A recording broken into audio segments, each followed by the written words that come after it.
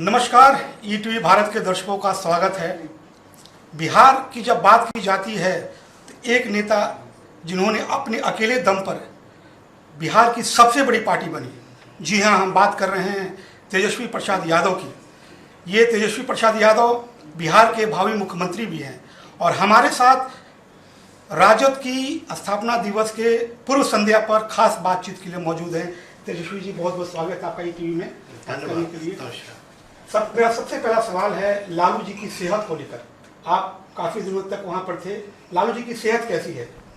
देखिए, आप लोग सब लोग जान रहे हैं कि किडनी और हार्ट के पेशेंट हैं लालू जी, और उसका ट्रीटमेंट जो है वो चल रहा है। और सेहत ठीक होती तो वो पट्टा में होते, लेकिन अभी सेहत जो है अभी पहले से जो है उसमें थोड़ा सुधार है, लेकिन फिर भी अभी भी मॉनिटर में रखा गया है। लोग, डॉक्टर हैं, परिवार के लोग हैं, उनके निगरानी में लालू जी हैं। और एक उम्र होने के बाद भी लोगों पर विशेष ध्यान जो है इलाज को लेकर के वो दिया जाता है, वो चीज़ें चल रही है। एक बेटे के तौर पर आपको कैसा लगता है जब अपने पिता को आप देखते हैं और आप उन्हीं के पद चिन्हों पर आप चल रहे हैं, और कल जिस पार्टी के लालू जी ने स्थापना की उसी की कल 25वीं सालगिरह है, जुबली, सिल्वर जुबली है। देखिए, काफ़ी नाज है कि हम उनके बेटे हैं और जिस प्रकार से उन्होंने पार्टी चलाई और कभी भी अपने विचारधारा, नीति, सिद्धांत से उन्होंने कभी भी समझौता नहीं किया, वो भी ऐसे दौर में जहाँ सत्ता सुख की प्राप्ति के लिए कोई विचारधारा का जिसके लिए मतलब नहीं रह जाता। बिहार में अगर आप देखें तो नीतीश जी की ना कोई विचारधारा है, ना कोई नीति है। 4 साल में 4 सरकारें बनी, और जहाँ इतना प्रेशर है, जहाँ दबाव डाला गया, फंसाया गया, झुकाने का कोशिश किया गया, लेकिन जहाँ लालू जी ने अपने वचन से, अपने विचारधारा से ना तो झुकना पसंद किया, ना तो टूटना पसंद किया, और अभी भी सामाजिक न्याय और धर्मनिरपेक्षता की लड़ाई वो लड़ते आ रहे हैं। और जननेता हैं, ज़मीनी स्तर के नेता हैं, लोगों से जुड़े रहते हैं, जो कि आज के दौर में बहुत ही कम देखने को मिलता है। आपके जो विरोधी है कहते हैं कि आपको जो राजनीति है वो तो विरासत में मिली है, लेकिन पूरे बिहार में देखा है कि आपने अकेले as a one man army आपने 75 सीटें हासिल की। क्या कहेंगे ऐसे लोगों को आप? नहीं, ऐसे लोगों के लिए क्या क्या कहा जा सकता है? लालू जी के बदौलत तो पिछले बार सरकार में पार्टियां बनी। राष्ट्रीय जनता दल सबसे बड़ी पार्टी होने के बाद भी नीतीश कुमार जी को मुख्यमंत्री बनाया ना। बनाना होता तो हमको भी बना सकते थे, पेशकश कर सकते थे। चुनाव से पहले जब लालू जी कोई कमिटमेंट कर देते हैं तो उस कमिटमेंट पर खड़े उतरते हैं। वो लोग क्या कहा है उससे क्या लेना देना। तो हमको इस पे ज़्यादा कुछ नहीं कहना। हमको जो जिम्मेदारी मिली है, जो काम मिला है, जनता का जो प्यार, सहयोग, समर्थन मिला है, आशीर्वाद मिला है, उस पर हम लोग काम कर रहे हैं। अब जनता का प्यार आप देखिए ना, इतना कोशिश के बाद भी राष्ट्रीय जनता दल विपक्ष में ज़्यादातर रही, और ख़ास तौर पे हम उस दौर में आए हैं जब पार्टी की स्थिति क्या थी और विपक्ष में रहे। लगातार हम लोग भी तो सड़क से लेकर सदन तक हम लोग संघर्ष कर रहे हैं, और जनता ने प्यार दिया तभी तो हम सदन तक पहुँचे और 2 बार जिताए। कुछ लोग कहते थे ना कि नीतीश जी की वजह से जो है महागठबंधन बनी थी, नीतीश जी की वजह से हम राघोपुर का सीट जीते। उस समय हम 25,000 से जीते थे, इस बार हम 45,000 से जीते हैं अकेले।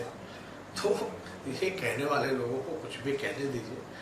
उनका ध्यान असल में शेष जीवन जो बचा हुआ है वो अच्छे से कट जाए, भले बिहार भाड़ में चला जाए, वो अपने शेष जीवन को बेहतर बनाने में लगे हुए हैं। बिहार की चिंता उनको नहीं है। और जो लोग भी अधिकार के लिए लड़ाई लड़ रहा है, छात्र हो, नौजवान हो, उनके पूरे भविष्य के साथ खिलवाड़ किया जा रहा है। एक वादा, एक कमिटमेंट इन लोगों ने पूरा नहीं किया। बिहार पे ध्यान ना दे करके दूसरे का घर उजाड़ने में लोग लगे रहते हैं। यही काम है, डिस्ट्रक्टिव पॉलिटिक्स कर रहे हैं, नेगेटिव पॉलिटिक्स कर रहे हैं। नकारात्मक सोच के व्यक्ति लोग हैं जो लोग सत्ता में बैठे। अब तो भेद तो खुल ही गया, उन्हीं के मंत्री, उन्हीं के एमएलए भेद खोल रहे हैं कि कैसे सरकार चलती है। तो निकम्मी सरकार पूरी तरीके से बेशर्म हो चुकी है। अंतरात्मा, नैतिकता कहाँ गया इनका? आप तो बोलते हैं ना यार, अब अंतरात्मा इनका नहीं जागेगा, अब नैतिकता का सवाल नहीं खड़ा होगा जब उन्हीं के मंत्री, मुख्यमंत्री के अधिकारियों पर आरोप लगाते हैं। वो भी जो आसपास रहने वाले की संपत्ति की जांच की मांग करते हैं, यानी छीटा डायरेक्ट मुख्यमंत्री को बोल रहे हैं। लेकिन फिर भी अंतरात्मा नहीं जग रही। आप एक्सप्लेनेशन नहीं ना देंगे, आप क्यों देंगे भाई एक्सप्लेनेशन? आपसे मांगा तो उससे मांगा। एक्सप्लेनेशन क्या मांगना, उस समय तो लालू जी ने खुद एक्सप्लेन कर ही दिया था प्रेस कॉन्फ्रेंस करके सारी बातों को लेकर के। अब कौन एक्सप्लेन करेगा भाई? उस समय तो एक्सप्लेन हो ही गया था, नहीं डिडोरा पीट रहे थे मिट्टी घोटाला मिट्टी घोटाला, उस समय तो जांच हुई थी, खत्म हो गया सारा। ये तो ड्रामा, तो चरित्र हनन करने का इन लोगों का पहले से मन बना था। भाजपा के साथ जाना, मिट्टी में मिल जाऊंगा, भाजपा में नहीं जाऊंगा, थाली खींच लेने का काम किया। लेकिन खैर जो भी है, हमारी शुभकामनाएं हैं, शेष जीवन अच्छे से गुजरे। लेकिन थोड़ा पूरा बिहार की जनता का ध्यान दिया करें, चोर दरवाजे से सरकार में बने हैं तो खाली अपना ही नहीं सोचें। 12-13 करोड़ बिहार की जनता है, कैसे भला होगा? सबसे युवा प्रदेश हमारा बिहार है, नौजवान बर्बाद हो रहा है, डिग्री लेके नौकरी नहीं मिल रहा है, महंगाई है, पेट्रोल का दाम 105 रुपये चला गया है कई जगह, किसान मर रहा है, फसलें बर्बाद हो रही हैं, एमएसपी रेट नहीं मिल रहा है, बिचौलिया मज़ा ले रहा है, पुल टूट जाता है, शराब को चूहा पी जाता है, डैम को चूहा छेद कर देता है, बर्बाद कर देता है, 60-70 घोटाले हो गए। क्या हो रहा है बिहार में? अपहरण हो रहा है, लूट हो रहा है, बलात्कार हो रहा है, हत्या हो रही है। कहीं तो ध्यान देने की जरूरत है ना भाई। जवाबदेही है ना कि मुंह में दही जमा करके बैठे रहिएगा। आपके आने के बाद जो पार्टी में काफी सारे बदलाव आए, पहले की पार्टी जब लालू जी चलाते थे, उसके बाद फिर आप चला रहे, पहले में और अभी में आप क्या अंतर देखते थे शिव जी?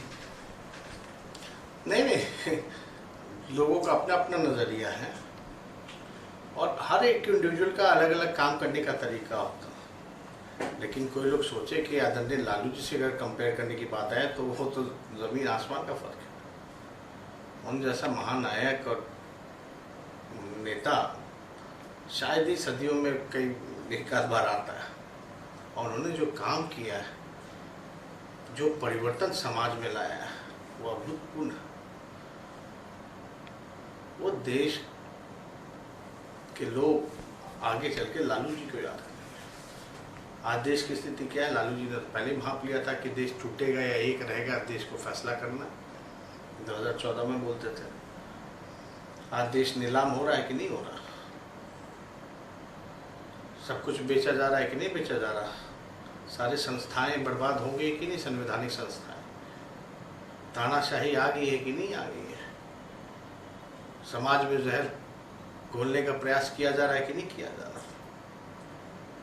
तो आप देखिए, इतना कुछ लालू जी ने सहा है और फिर भी जो है मजबूती के साथ अपने इरादे मजबूत किए हुए जनता के सामने रहते हैं। इसी की वजह से ना इतना साल विपक्ष में रहने के बाद भी नंबर 1 पार्टी राष्ट्रीय जनता दल बनी हुई है। नहीं तो आज के दौर में कहाँ पार्टियां टिक पाती हैं।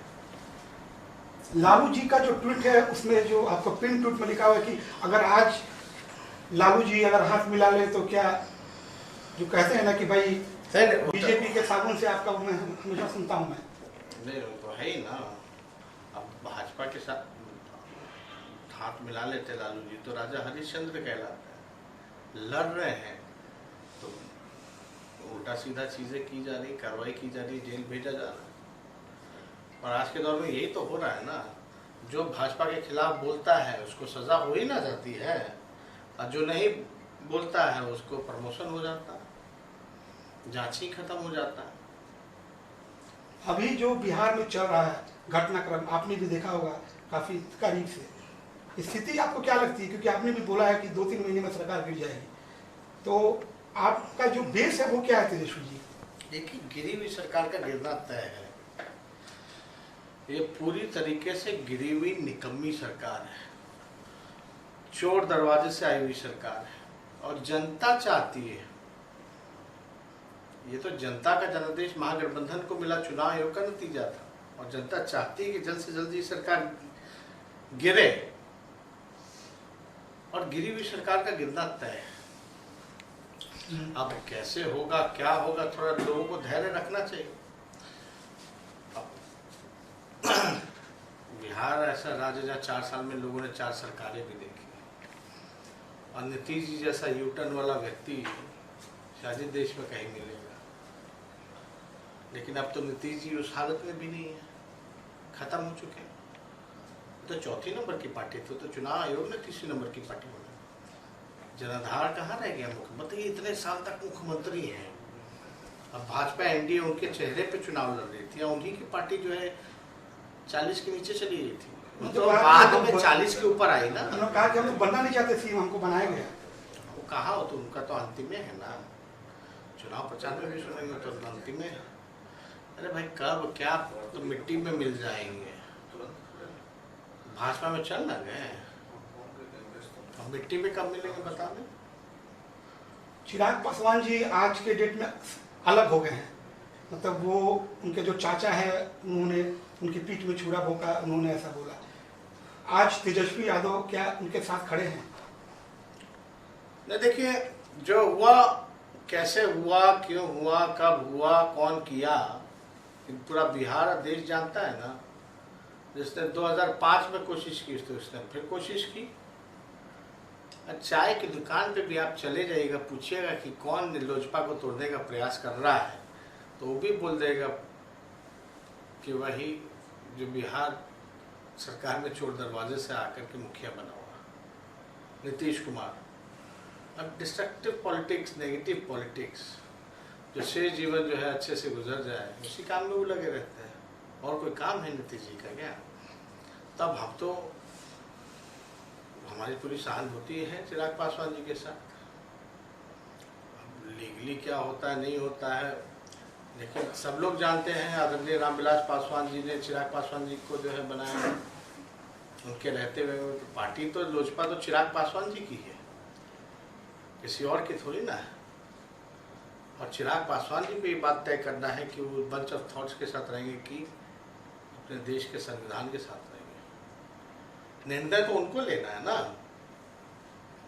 राजनीतिक जानकार ऐसा कहते हैं कि आरजेडी और एलजेपी का फॉर्मिडेबल अलायंस रहेगा। अब जानकार लोग बहुत कुछ कहते रहते हैं, उनका काम है, वो कहेंगे। लेकिन भैया निर्णय तो उनको लेना है जो हमारे संविधान को खत्म करना चाहता है, संवैधानिक संस्थाओं को खत्म करना चाहता है, जो देश में नफरत फैलाता है। अगर उसके साथ रहेंगे तो हम कैसे जुड़े रहेंगे? फैसला तो उनको लेना है ना।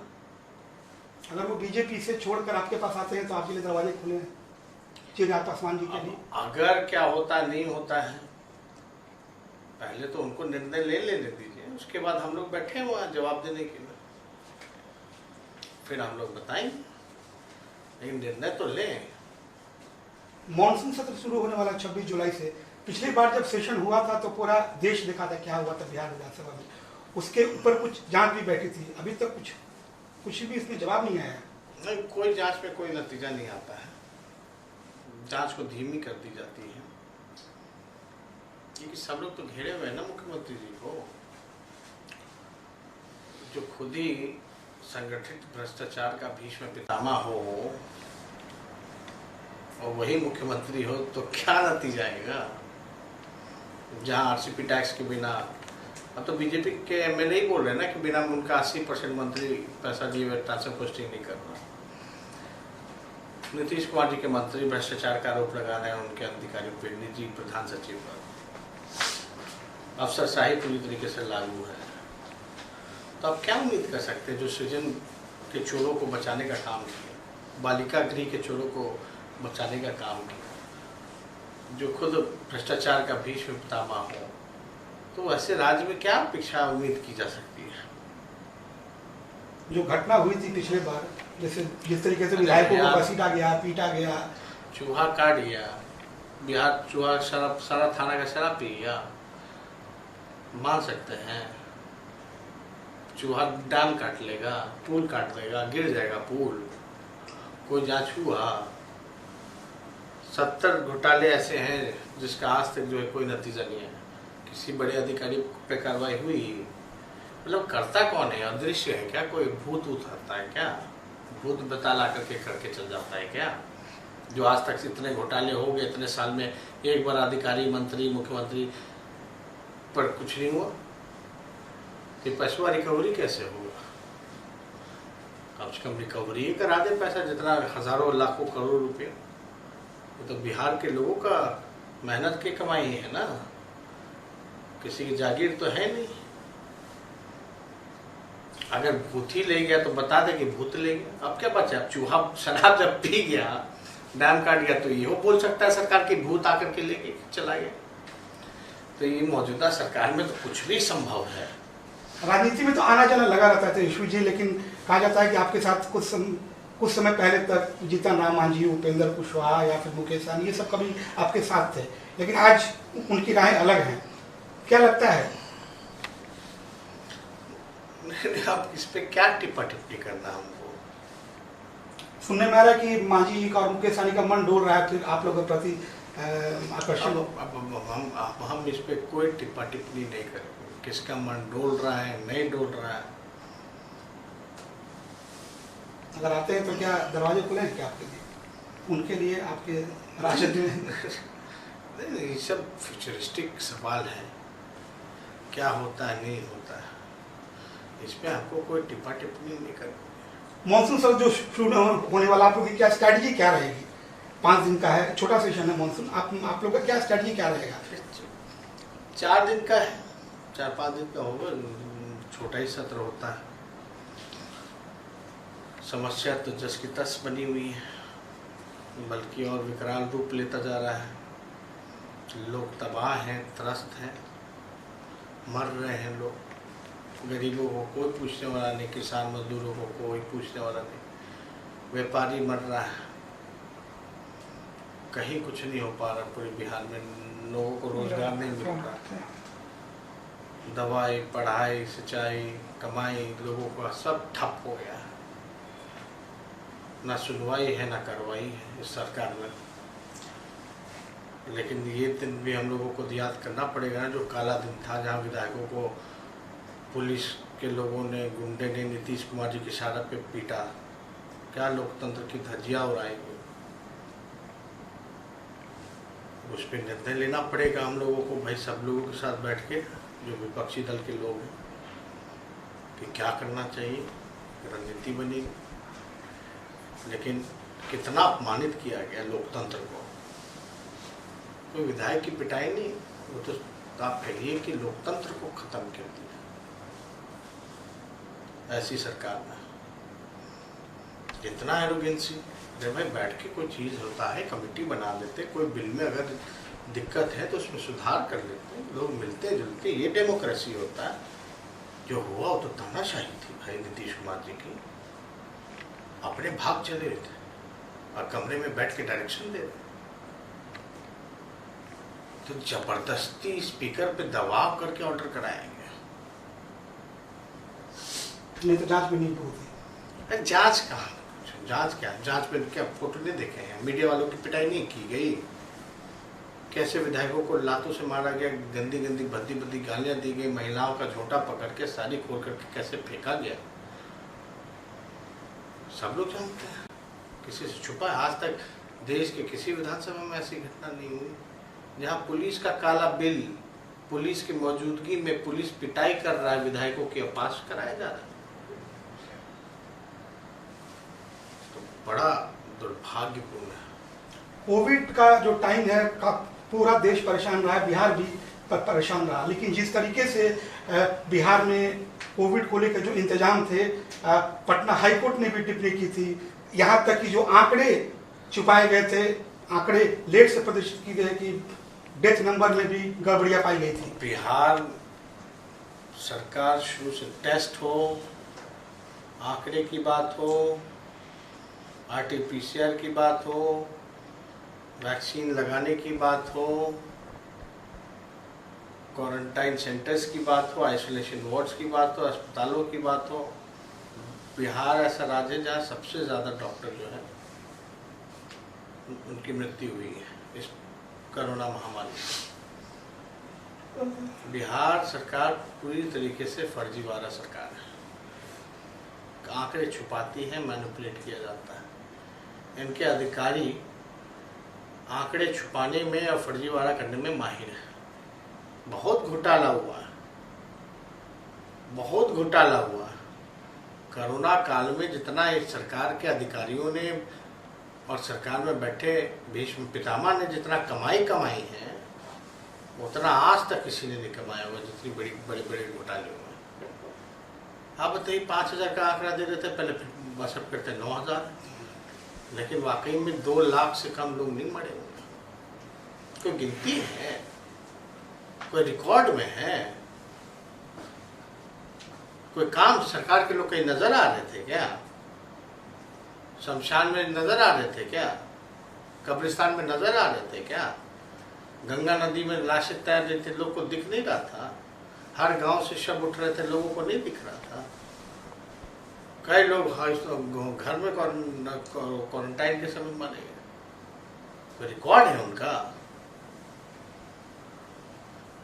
काफी भयावह स्थिति थी बिहार की, और ये सरकार ने तो सबसे घटिया काम किया। काम ही नहीं किया, बल्कि कोई प्रयास ही नहीं किया। ये सरकार तो इस इंतजार में थी कि खुद ही चली जाएगी महामारी, हम बैठर रहे, कोई प्रयास कहाँ किया? आपने भी शायद आरजेडी के कार्यकर्ताओं को कहा है कि जो आंकड़ा है वो उसको इकट्ठा करने के लिए। नहीं, लोग कर रहे हैं,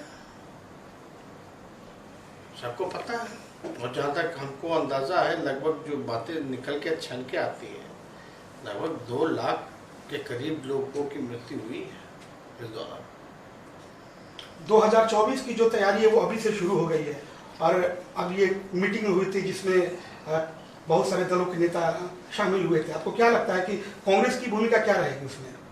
नहीं, कांग्रेस तो आधार तो विपक्ष की अगर कल्पना करते हैं तो कांग्रेस का तो आधार रहना है। बिना कांग्रेस से कोई विपक्ष तो हो नहीं सकता नेशनल लेवल पे, क्योंकि 280 सीटें अगर रीजनल पार्टी को हटा दी जाए तो 200 ऐसी सीटें जहाँ बीजेपी के साथ कांग्रेस डायरेक्ट फाइट में, 200 सीटें, और बाकी सब में रीजनल्स पार्टी है। लेकिन ये भी है कि जहाँ रीजनल्स पार्टी स्ट्रांग है वहाँ उनको ड्राइविंग सीट पर कमान देनी चाहिए, लेकिन देरी हो रही है। अभी हम सब लोगों को बैठ करके जो है नेता चुनना चाहिए, एक स्ट्रैटेजी तय करनी चाहिए। तो अभी से ही आपको लगता है कि नेता का चुनाव हो जाना चाहिए कि 2024 में क्या चेहरा है? देश का चुनाव है, पहले से तैयारी होनी चाहिए। यूपी में का चुनाव अगले साल है, जदयू भी चुनाव में कूद रही है, वीआईपी भी कूद रही है। आपके तो वहां से रिश्तेदारी भी है यूपी से, क्या आपकी भी पार्टी वहां चुनाव लड़ेगी क्या? ये कौन कौन पार्टी पहले चुनाव लड़ रहे हैं, कहाँ लड़ रहे हैं, उनका कुछ है? सब बिजनेस है,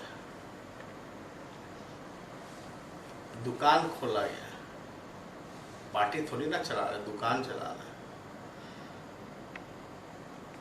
फलना एक टिकट इतने का, फलना एक टिकट इतने का, फलना एक टिकट इतने का, वो सब जानता है बिहार का जनता, यूपी का लोग।